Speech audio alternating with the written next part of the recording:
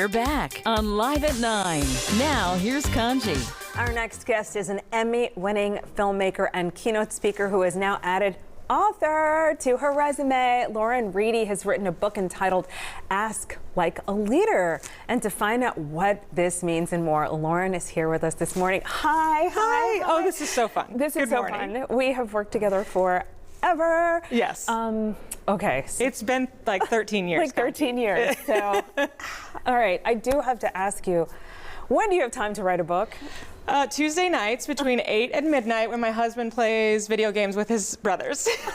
Like literally that is what happened. It's the one thing I don't have FOMO about.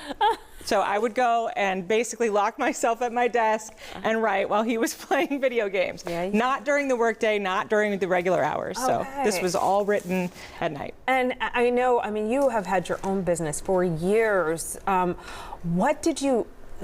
was that moment when you said, I have to put this in writing? I've been wanting to do this for a while. Okay. I thought this book would be something different. I thought it would be about storytelling, but I was hiking and I thought, wait a second, this is a universal problem. We all need to get curious. And so I've been writing it for about 2 years, but I really hunkered down. You're not gonna believe this, but I really hunkered down in April of this year. Oh, wow. I had it outlined and I said, all right, we're writing it. And I just sat down and wrote chapter by chapter and went through and then had to promise not to edit until the end. So I finished it in July. And then that's when the real work began. Copy editors and content editors and all kinds of back and forth with editors. But it really started hardcore in April. But you're a writer as well. So, I mean, you know, I totally get that. You say, so we're going to talk about some of the lessons that people can learn, but not all, because you have to get the book. Oh, but yeah. You say leaders can turn blind spots into breakthroughs by asking better questions. Well, you know, you're a curious person. You're a journalist yourself, right? They always say you write the book you needed. And I wrote this at a time when I was experiencing some real leadership challenges. It was really hard to lead a team through COVID. It's been hard to lead a team through the economic challenges and also stay mission driven.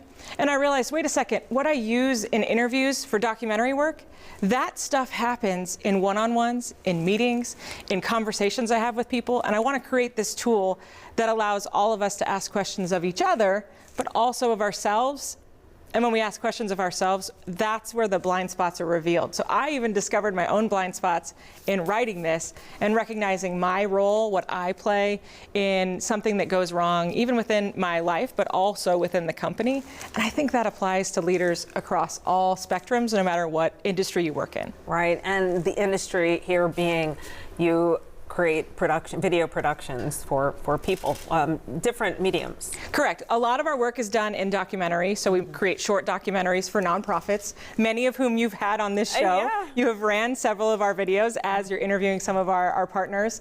But the work is rooted in telling stories that call people to action. Right. And all of that starts with simply asking a better question. Okay, and what's a common blind spot that we have? Oh, there's so many, but I think the biggest one that I will share that I think is more common than not is I don't realize how I get in the way of the success of my team by simply answering or telling them what to do instead of asking, what do you think?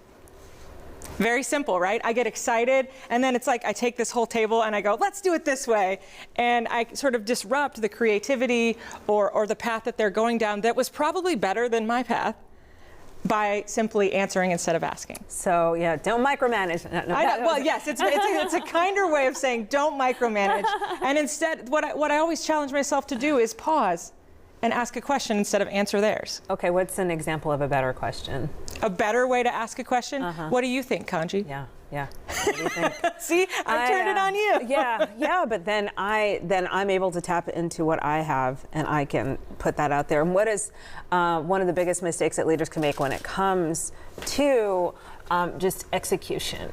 You know, we think we have to have all the answers, especially with all that we've been through in the last 5 years. And the truth is we don't have all the answers. And so instead of feeling the pressure to go, I've got to have this answer, ask another question, go a little bit deeper. And there's a tool in this book called the Question Lens Method. Oh, wow. That's going to help leaders walk through that by starting with open-ended questions and ending with sharing a little bit of yourself so that everybody puts their guard down. Okay, the book signing. Yes, this week. Tell me about it. Wednesday night, 5 to 7:30, 5:30 to 7:30 rather, at the Front Porch, a brand new venue here in Memphis on Walnut Grove. It's a really great spot free parking, we'll have some light refreshments, and I'll do a little reading in addition to signing. So you're going to learn, you're going to be educated and around great people, because you definitely bring really good people together who have high vibration and want this to be a better place. So, Lauren Reedy, thank you for giving us the blueprint. Yes, thanks for having me. It's been a joy. Ask like a leader, everybody. And there's still more Live at 9 ahead this morning. We're going to take a short break. Be right back.